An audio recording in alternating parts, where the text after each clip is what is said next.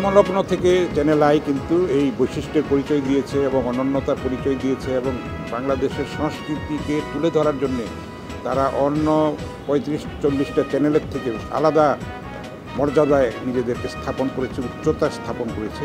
কারণ আমরা দেখি যে সংস্কৃতি বলতে আমরা কিন্তু সাধারণ অর্থে মোটা দাগে গান বাজনাকে বুঝি, কিন্তু আসলে সংস্কৃতি তো একটা আত্মা, দেশের আত্মা, এমনকি রাজনীতি ও সংস্কৃতির ভেতরে অন্তর্ভুক্ত। সেই জিনিসটাকে তারা ছড়িয়ে দিচ্ছে এবং যত বাংলাদেশের ঐতিহ্য আছে, লোক ঐতিহ্য থেকে শুরু করে সব কিছুকে তারা লালন করছে, বিকাশের ক্ষেত্রে তারা ভূমিকা পালন করছে এবং এই পরিপূর্ণ যে যৌবন তাদের এখন এসছে, তারা আমরা আশা করি যে আরও দায়িত্বশীলতার পরিচয় দেবে, আরও পরিপক্কতার পরিচয় দেবে, আরও মানুষের জনচাহিদাকে তারা ধারণ করবে এবং সেগুলির প্রতিফলন ঘটাবে।